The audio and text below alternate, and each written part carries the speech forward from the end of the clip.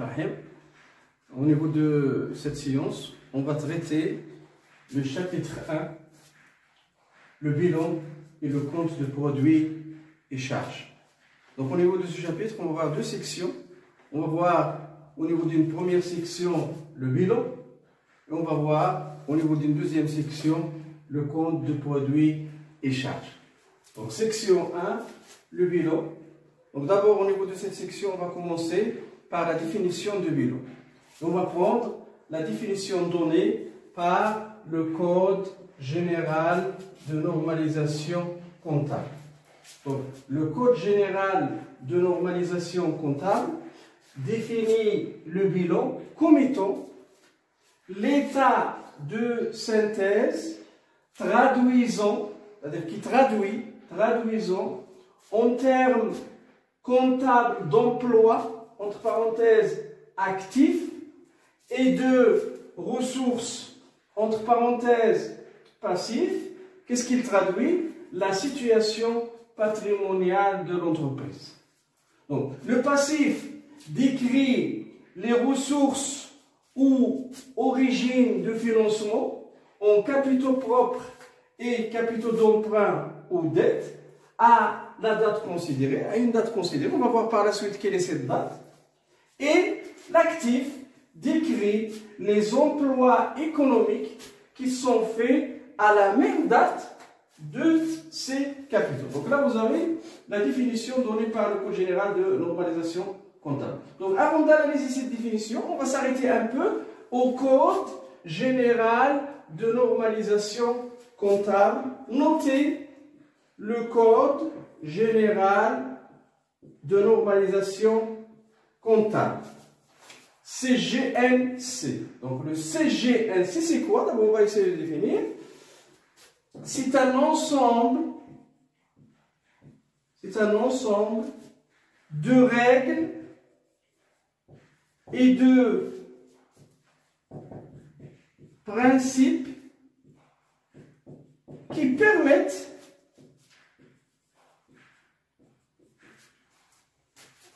à la comptabilité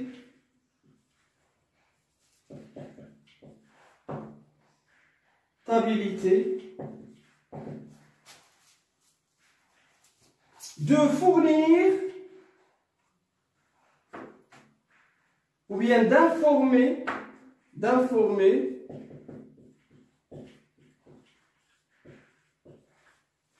sur l'image fidèle de la situation de l'entreprise. Donc c'est l'objectif du Code général de normalisation comptable. Donc le Code général de normalisation comptable constitue un ensemble de règles et de principes qui permettent à la comptabilité d'informer sur l'image fidèle de la situation de l'entreprise, c'est-à-dire informer sur l'image fidèle des actifs, des passifs, de la situation financière de l'entreprise et des résultats de l'entreprise. Donc, au niveau de ce Code général de normalisation comptable, qu'est-ce qu'on constate? On constate qu'il y a la notion de code. Donc là, vous avez le code. Lorsqu'on a un code, c'est-à-dire quoi? C'est-à-dire qu'on doit respecter, on doit se soumettre. Donc la notion de code, au niveau du Code général de normalisation comptable, renvoie au droit comptable. Donc le code, c'est-à-dire qu'on doit se soumettre, on doit respecter. Général, c'est-à-dire quelles sont les entités qui vont se soumettre, qui vont respecter. Ce sont les entreprises qui produisent des biens et services destinés au marché. Si je prends par exemple le code de la route, le code de la route c'est un code. Là aussi il faut respecter, il faut se soumettre. Qui respecte? Qui se soumet? Ce sont les conducteurs. Donc là vous avez le Code général de normalisation comptable. Là c'est un code, on doit obéir, respecter. Qui va obéir et qui va respecter? Ce sont les entreprises qui produisent des biens et services destinés au marché. Donc le code, c'est le code général, c'est-à-dire toutes les entreprises qui produisent des biens et services destinés au marché, vous avez une normalisation comptable. C'est-à-dire là, vous avez un certain nombre de normes et de principes à respecter, à utiliser. Donc là, je répète, le Code général de normalisation comptable constitue un ensemble de règles et de principes qui permettent à la comptabilité d'informer sur l'image fidèle de la situation de l'entreprise. Donc on va revenir à la définition donnée par le Code général de normalisation comptable au bilan. Donc le Code général de normalisation comptable définit le bilan comme étant l'état de synthèse. C'est un document qui synthétise, qui regroupe l'état de synthèse, traduisant en termes comptables d'emploi, entre parenthèses actifs, et de ressources, entre parenthèses passives, la situation patrimoniale de l'entreprise. Donc au niveau de la séance précédente, qu'est-ce qu'on avait dit? On avait dit que toute l'analyse comptable est faite en termes de quoi? En termes d'emploi et de ressources. Toute l'analyse comptable est faite en termes d'emploi et de ressources. C'est le fondement de la comptabilité générale. Et là, au niveau du bilan, qu'est-ce qu'on constate? On a les emplois et les ressources. Donc, l'état de bilan, c'est l'état de synthèse traduisant en termes comptables d'emploi et de ressources, la situation patrimoniale de l'entreprise. Concernant le bilan, les emplois sont désignés par la notion actif. Hein? Les emplois sont désignés par actif. Et les ressources sont désignées par passif. Donc il faut retenir ça. Donc au niveau du bilan, on a l'actif, on a le passif. Le passif désigne les ressources et l'actif désigne les emplois. Donc je répète, le bilan est l'état de synthèse traduisant en termes comptables d'emploi entre parenthèses actifs et de ressources entre parenthèses passives. Qu'est-ce qu'il traduit? Il traduit la situation patrimoniale de l'entreprise. Et au niveau de la séance précédente, qu'est-ce qu'on avait dit? On avait défini le patrimoine. On a dit que le patrimoine, c'est quoi? C'est l'ensemble des biens, des créances et des dettes. C'est-à-dire que le bilan nous informe sur ces trois éléments. Il nous informe sur les biens, les créances que possède l'entreprise et les dettes de l'entreprise.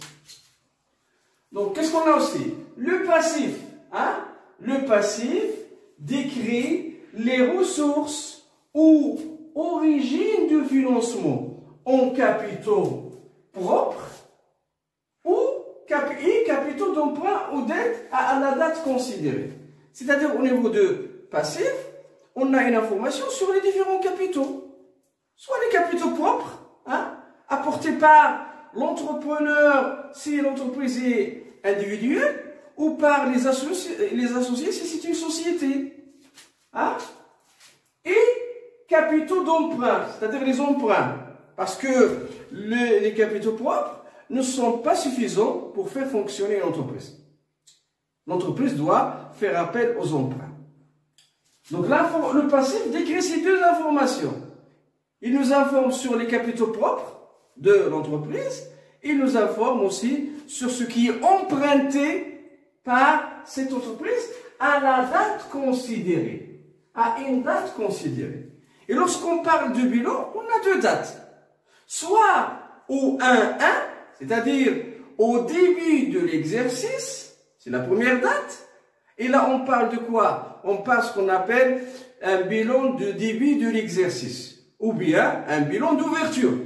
Soit au 31-12, à la fin de l'exercice comptable. Parce qu'on avait dit au niveau de la séance précédente qu'un exercice comptable, ça commence le 1-1 et se termine le 31-12. Donc, le 31-12, c'est-à-dire un bilan de fin d'exercice comptable. Donc, le 1-1, on a un bilan de début de l'exercice et au 31-12, on a un bilan de fin d'exercice. Donc, je répète, le passif décrit les ressources ou origines de financement en capitaux propres, là, en capitaux propres et capitaux d'emprunt ou d'aide à la date considérée. l'actif, qu'est-ce qu'il décrit? Il décrit les emplois économiques qui sont faits à la même date de ces capitaux. Donc vous avez un certain nombre de ressources au passif qu'on a utilisées au niveau de l'actif. Donc l'actif décrit les utilisations des ressources qu'on a au passif. Pour cela, on va le voir par la suite, l'actif est égal passif. Hein? Une égalité fondamentale concernant le bilan. Donc je vais schématiser cette définition d'une autre façon. Donc je vais effacer là.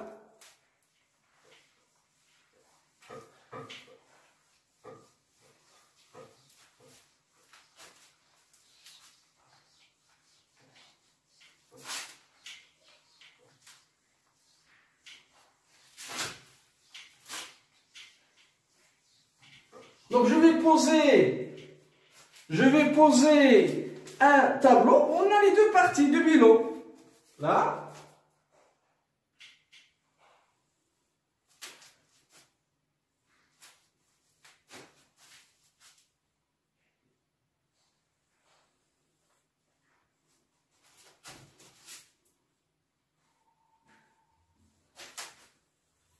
Donc là, par exemple, là c'est un bilan. Là, il est constitué de deux parties. Là. Une partie qui représente les emplois qui s'appellent actifs. Donc, actif représente les emplois, comme on l'avait dit au niveau de la définition. La deuxième partie s'appelle passif,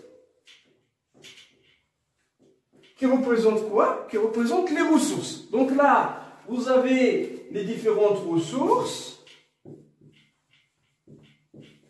de l'entreprise. Et là, vous avez les différents emplois de ces ressources. Donc, au passif, on a les ressources qu'on a utilisées au niveau de l'actif. Là, vous avez les ressources et là, vous avez les utilisations de ces ressources. Pour cela, comme je l'ai dit, cette partie-là, qui est le passif, doit être égale à cette partie-là qui est l'actif. Puis là, au milieu, qu'est-ce qu'on pose? On pose la date. La date, et comme je l'ai dit au niveau de la définition de bilan, soit vous avez deux dates. Soit vous avez le 1-1, donc bilan E1-1, c'est-à-dire c'est un bilan de début d'exercice. Soit vous avez 31-12 d'une année, c'est-à-dire là, on a un bilan de fin d'exercice. Donc là, vous avez la signification de bilan. Maintenant, on va voir de quoi est composée chaque partie.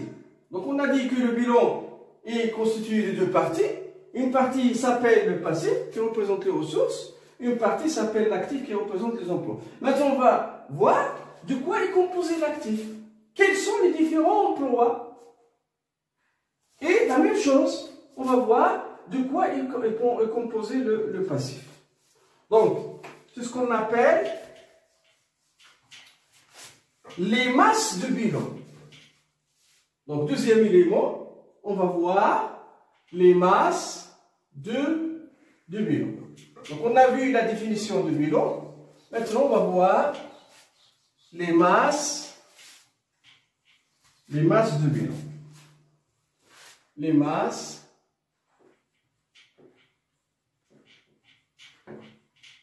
du bilan.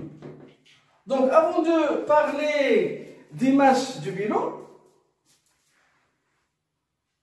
donc la séance précédente, je vous ai dit d'acheter le plan comptable.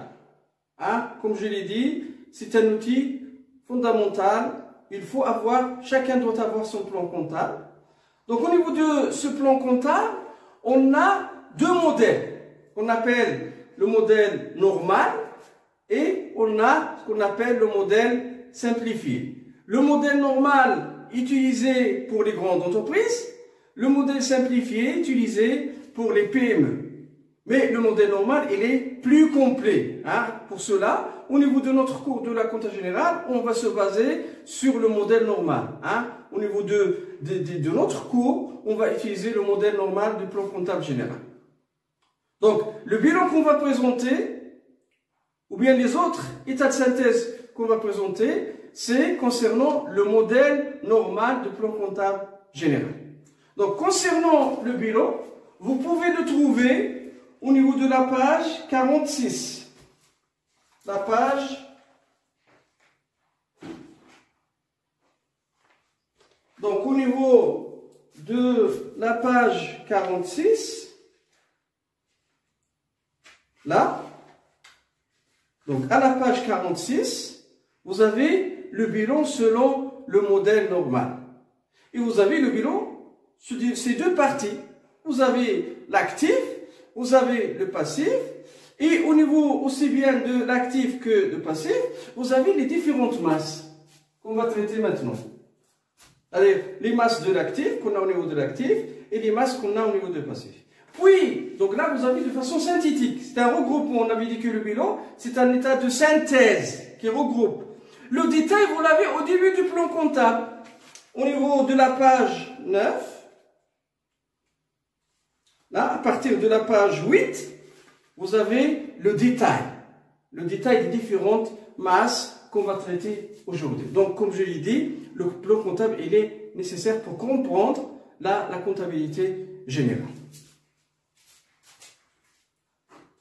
Donc, on va essayer d'abord de définir les masses de l'actif, c'est-à-dire quelles sont les différentes parties de l'actif, et on va passer par la suite à la définition des différentes masses ou bien parties de passif. Donc, au niveau de l'actif, on a trois parties. Hein? On a trois parties. Partie 1, on a partie 2, partie 1,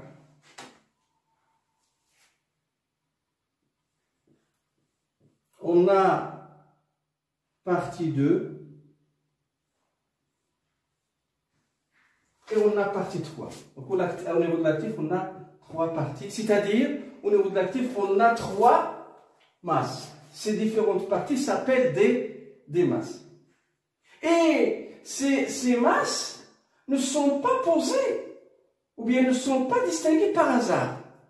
Il y a un critère de classement de ces masses. C'est ce qu'on appelle le critère de liquidité. Donc là, vous avez le critère de classement de ces masses, qu'on appelle le critère de liquidité. C'est-à-dire, on part des biens et créances qui sont moins liquides, on part des moins liquides, moins liquides,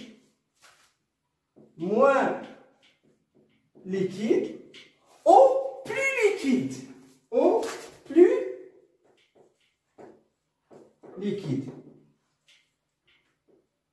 Donc, au niveau de la comptabilité générale, lorsqu'on dit liquide, la liquidité, c'est-à-dire l'espèce, la disponibilité, tout ce qui est disponible. Hein? Ce qu'on appelle ce qui est liquide. Donc, comme je l'ai dit, on part de moins liquide au plus liquide. Quels sont les éléments au niveau de l'actif qui sont les moins liquides? Ce sont des éléments qu'on appelle actifs immobilisés. Actifs immobilisés. Et cet actif immobilisé ainsi que les autres masses, ils ont une codification au niveau du plan comptable. C'est ce qu'on appelle la classe 2.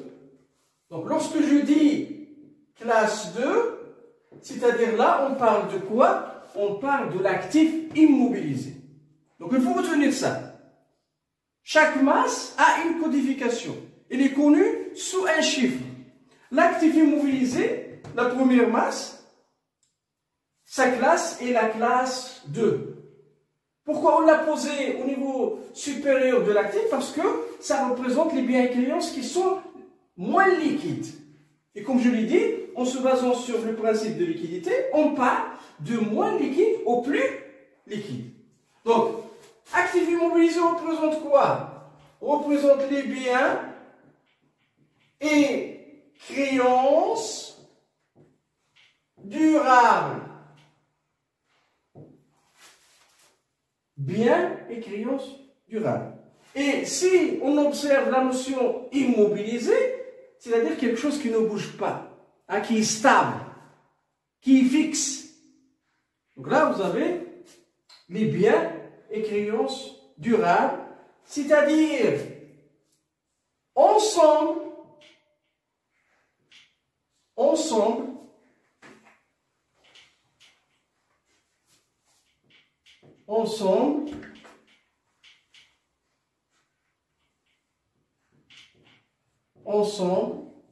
des biens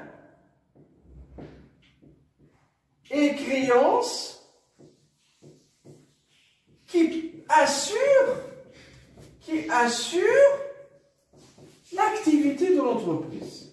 Qui assure l'activité de l'entreprise. Donc je répète, l'actif immobilisé représente les biens et créances durables qui durent longtemps au niveau de l'entreprise, c'est-à-dire l'ensemble des biens acquis et créances qui permettent d'assurer l'activité de l'entreprise. Ces biens et créances se transforment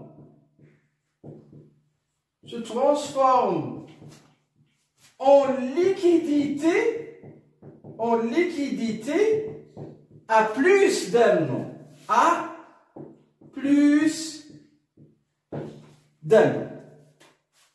Donc je répète, la définition de l'actif immobilisé, il représente les biens et créances durables, c'est-à-dire l'ensemble des biens et créances qui durent longtemps au niveau de l'entreprise et qui permettent d'assurer l'activité de l'entreprise. Donc ces biens et créances se transforment en liquidité à plus d'un an. 3 ans, 4 ans, 5 ans, 10 ans, etc. À plus d'un an. Donc là, on parle de quoi? On parle de l'actif immobilisé. Deuxième masse au niveau de l'actif. C'est ce qu'on appelle, c'est-à-dire deuxième partie, qui vient après l'actif immobilisé. Donc, actif, circulant, hors, entre parenthèses, hors trésorerie. Donc, au niveau du plan comptable, vous avez acheté, hein, c'est-à-dire hors trésorerie, c'est-à-dire tout simplement, la trésorerie n'est pas inclue au niveau de l'actif circulant. La trésorerie, on va le voir par la suite, et là, sa propre partie. Hein? Donc là,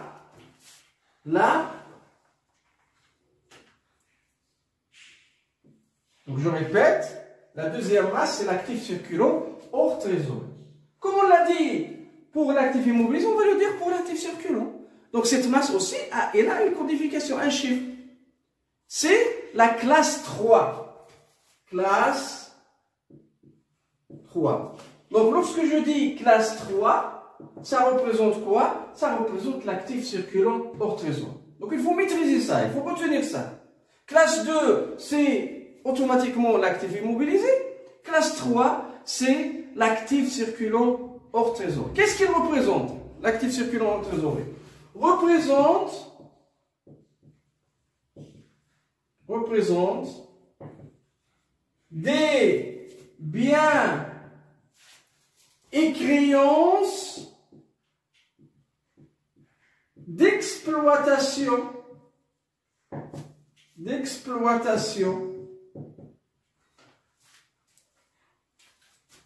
et des créances qui et des biens et créances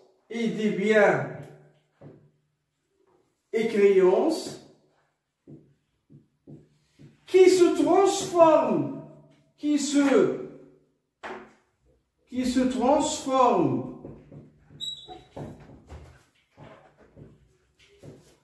en liquidité, à moins d'un an. Donc je répète, la classe 3, qui est l'actif circulant, la deuxième masse au niveau de l'actif,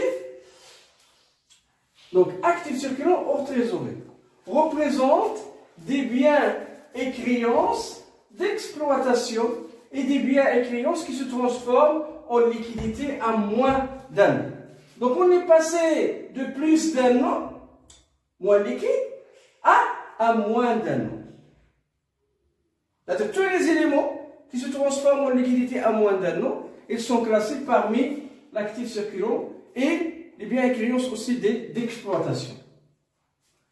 Puis vous avez la troisième partie, ou bien la troisième masse, qu'on appelle la trésorerie. La trésorerie. C'est la classe 5. C'est la classe 5. Donc la classe 5, c'est la trésorerie. Qu'est-ce qu'elle représente? Elle représente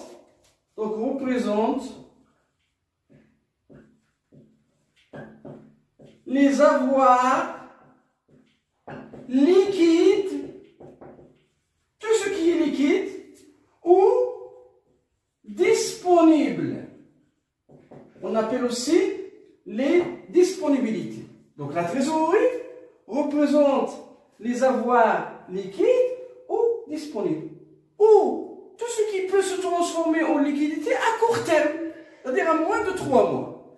Donc comme vous le constatez là, on est parti des éléments moins liquides aux éléments plus liquides. Donc je répète, les parties de l'actif ou bien les masses de l'actif sont classées selon le critère de liquidité. Je répète, vous avez la première masse, c'est la classe 2, actifs immobilisés. Puis vient la deuxième masse, c'est la classe 3, qui est l'actif circulant, hors trésorerie.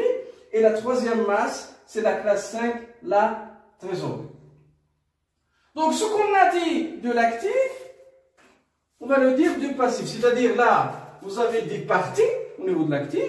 Au niveau du passif, on a aussi des parties.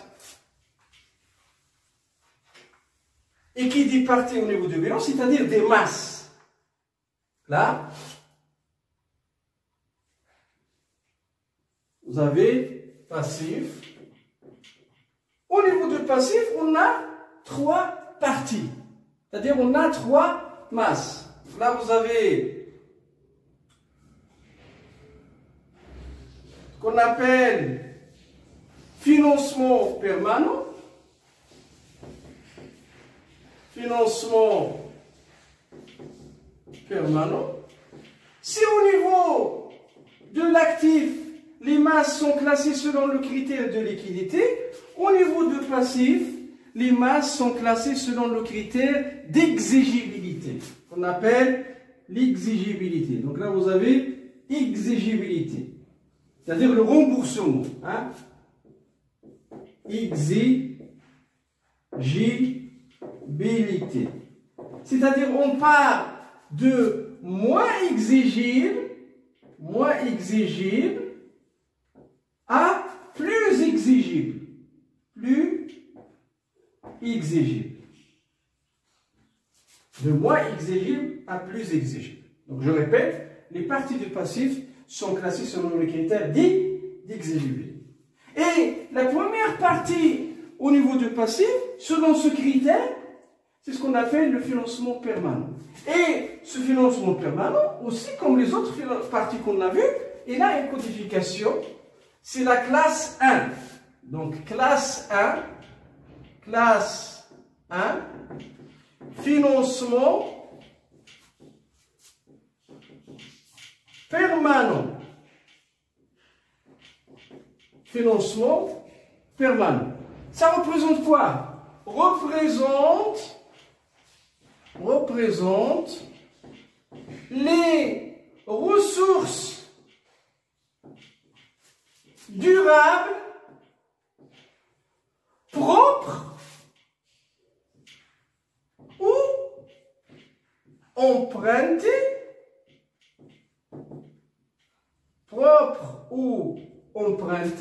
qui sont exigibles à plus d'un an. Donc je répète, au niveau du passif, le passif qui décrit les ressources. La première masse, la première partie, c'est le financement permanent qui a pour codification classe 1. Donc la classe 1, si je dis la classe 1 de bilan, c'est le financement permanent. Hein? Donc classe 1, financement permanent, il représente quoi? Représente les ressources durables propres ou empruntées qui sont exigibles à plus d'un an.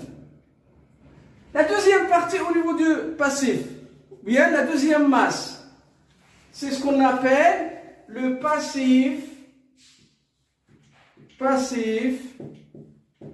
circulant hors trésorerie.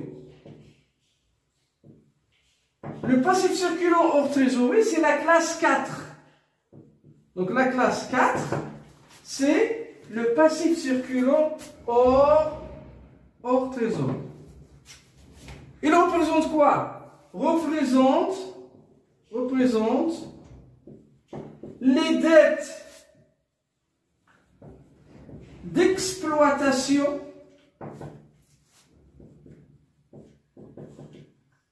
et les dettes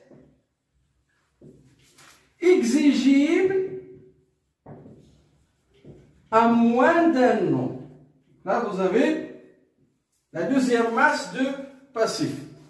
C'est la classe 4, c'est le passif circulant hors trésorerie. Il représente les dettes d'exploitation et les dettes exigibles à moins d'un an. Et la troisième partie, la troisième masse au niveau de passif, c'est la classe 5. C'est la classe 5, c'est la trésorerie. Cette classe représente quoi? Au niveau de passif, parce que là, déjà on a vu la trésorerie au niveau de l'actif qui représente les avoirs liquides ou disponibles. Au niveau de passif, la trésorerie représente quoi? Les dettes représentent les dettes exigibles à court terme. À court terme. Là, vous avez les trois parties de passif ou bien les trois masses de passif. Donc, la première masse, c'est la classe 1, financement permanent, qui représente les ressources durables propres ou empruntées qui sont exigibles à plus d'un an. La deuxième partie, c'est-à-dire la deuxième masse, c'est la classe 4, passif circulant hors trésorerie, qui représente les dettes d'exploitation et les dettes exigibles à moins d'un an. Et la troisième partie, troisième classe 5, trésorerie, qui représente les dettes exigibles à court terme.